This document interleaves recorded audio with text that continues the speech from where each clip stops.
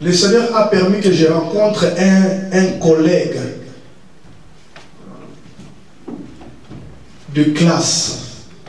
Amen. J'ai eu la grâce d'étudier dans des écoles vraiment de renommée dans mon pays. Et c'était un enfant bien mis. Il avait des parents, l'un qui travaillait à la banque et sa maman était encore aussi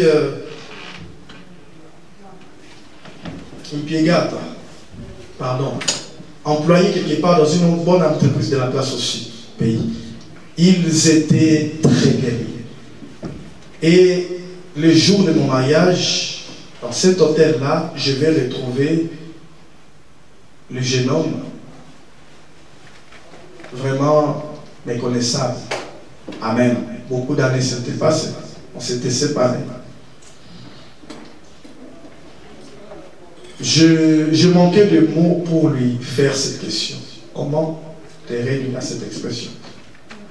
Parce que non seulement ils étaient très riches, mais les garçons étaient très intelligents à l'école. Amen. Mais comme c'est Dieu qui détermine certaines choses de ce qui doit nous arriver dans la vie.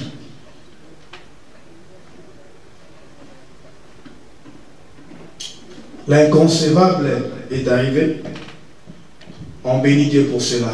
Alors j'ai compris que tout ce que je peux avoir comme talent, comme grâce. Alléluia. La Bible dit que c'est pour que mon Père soit glorifié d'abord. Amen. Donc la fructification, c'est le résultat ou encore le résultat de l'expression de la gloire de Dieu dans ma vie. Amen. Lorsque je suis fructueux, je suis ce que je suis, bien béni, intelligent, belle.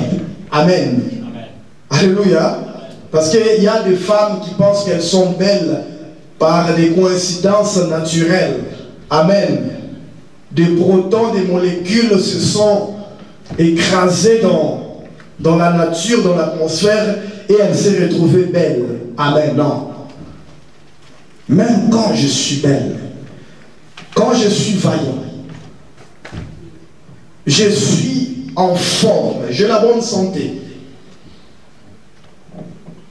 c'est tout d'abord pour que mon Dieu soit glorifié. Amen. Et la fructification, c'est encore l'expression de l'amour de Dieu pour moi. Amen. Parce que Jésus dit, comme le Père m'a aimé, je vous ai aussi aimé, demeurez dans mon amour. Amen. Donc, cette vigne qui produit, qui est attachée, pour démontrer aux yeux du monde que cette personne-là, cette plante-là, Dieu l'aime. Amen. Je demeure dans l'amour de Dieu. Mes enfants sont en bonne santé pour démontrer aux yeux du monde que je suis dans l'amour de Christ. Amen. Et ça, c'est la finalité la plus noble de toute fructification. Amen. De toute réussite, de tout résultat excellent dans la vie d'un enfant de Dieu. Amen. Voilà pourquoi, lorsque je suis béni, j'ai béni Dieu. Amen. Alléluia. Parce que la gloire doit lui revenir. Et la seule façon, même intelligente, de bénir Dieu, de lui rendre la gloire de ses dieux, de donner même à son œuvre, de soutenir son œuvre. Bénis les hommes de Dieu, bénis l'œuvre de Dieu. Amen. C'est une manière d'exprimer ta gratitude, de lui rendre gloire. Amen. Voilà pourquoi Israël a été frappé de sécheresse parce qu'il n'a pas reconnu. Amen. Tout d'abord, il n'a pas connu qu'il était le simple gestionnaire de sa vie, mais il y avait un propriétaire qui devait venir lui demander du compte. Amen. Et nous qui sommes l'Église, nous, pour qui ces choses sont écrites, amen, nous qui avons expérimenté les malheurs des uns, devons-nous encore tomber, succomber encore dans les mêmes erreurs? Amen.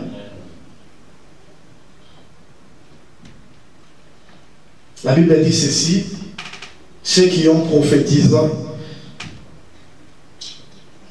ils ont prophétisé touchant la grâce. Cela fut pour beaucoup de temps, beaucoup d'années, beaucoup de siècles, l'objet de leur investigation et recherche. C'est de demander comment Dieu pouvait-il bénir un peuple de cette manière-là. Et ce peuple-là, c'était l'Église. Amen. Daniel a commencé à se poser des questions. Et apparemment, notre réponse ou notre fructification en retour par rapport à ce que nous avons reçu de Dieu n'est pas relative. Comme si nous avons trop reçu du Seigneur, mais nous donnons peu. L'Église doit aller plus haut. Les chrétiens doivent aller plus haut. Et les chrétiens doivent réaliser ces choses. Pierre a dit la promesse est pour vous, pour vos enfants et pour tous ceux-là que le Seigneur appellera. Amen. Le Seigneur a en réserve encore beaucoup.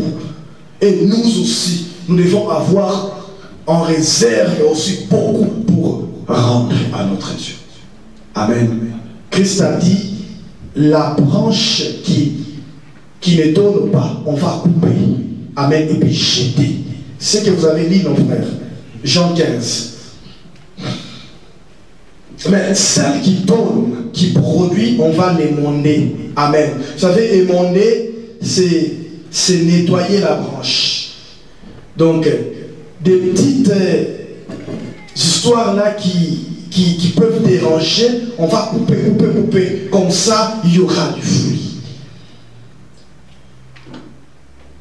Toutes ces plantes parasites qui peuvent s'attacher à la branche pour empêcher, pour sucer toute la sève, sera retranché. C'est ça, émonder. Pour que nous soyons toujours productifs. Amen. Comme j'avais dit, lorsque j'ai commencé, la fructification doit être une mentalité. Une mentalité. Amen. Non, j'ai fait tout par fructification. Donc je vois que ça va produire. Amen. Nous allons nous tenir debout, bien-aimés. Nous allons prier. Certainement, Dieu nous a encore interpellés. Le Seigneur nous a corrigés. Il nous a repris. Il nous a instruits par rapport à quelque chose qu'on ignorait avant, ou on connaissait mal.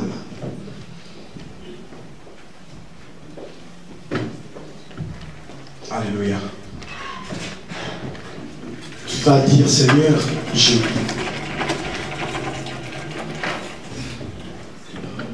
je veux que tu te glorifies dans ma vie. Je veux être porteur de fruits.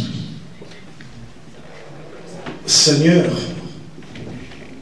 j'ai mal géré les capitaux. J'ai mal géré les temps. J'ai mal géré ma foi.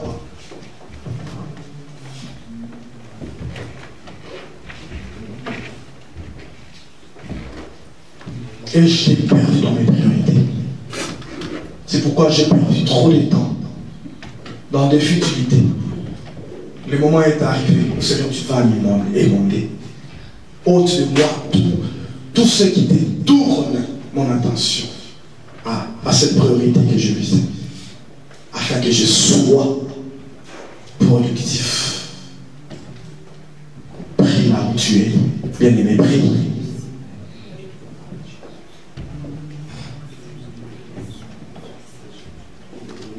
Dis à ton Dieu que je veux désormais entreprendre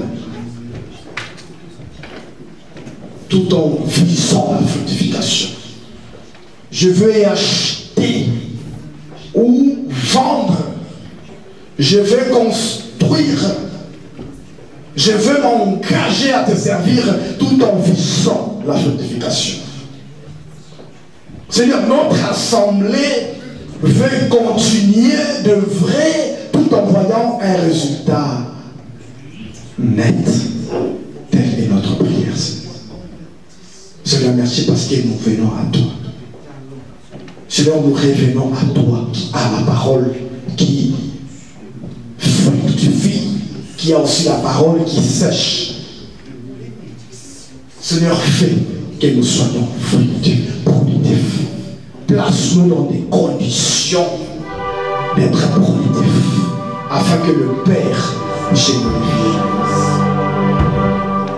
Alléluia. Merci, Seigneur.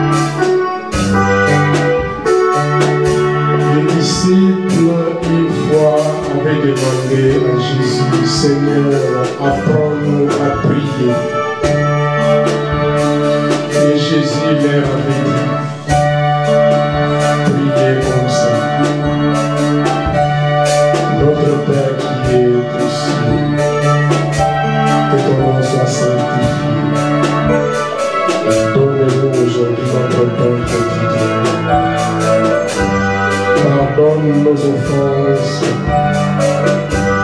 et pardonne aussi à ceux qui nous ont offensés et ne nous soumets pas à la tentation.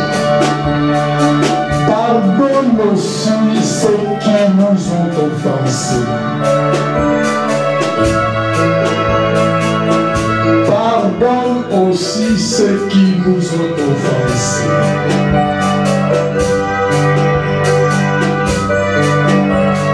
Le Seigneur n'a pas dit pardonne seulement nos péchés, mais il a dit pardonne aussi ceux qui nous ont offensés. C'est très important.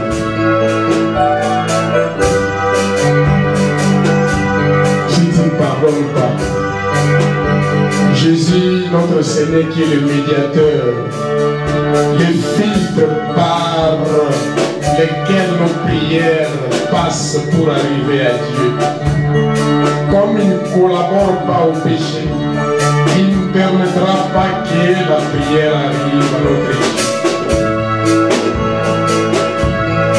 Si nous n'apprenons pas à pardonner, ça bloque nos frères et ça te bloque toi-même, car notre Dieu ne tolère pas les péchés. Apprenons à pardonner.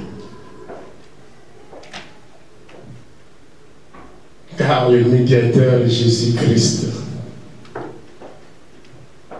il accepte les prières de ceux qui sont attachés à lui, comme les Saramans. Nous sommes liés à Christ, mais de temps en temps, nous appelons nos oncles, nos tantes, qui sont des grands féticheurs en Afrique, ou qui pratiquent d'autres choses dans la tradition, qui n'est pas attaché à Christ, ce n'est pas le sceptre qui est attaché, le sarment qui est attaché au sceptre. Et comme le Seigneur ne tolère pas les péchés, tes prières ne passent pas.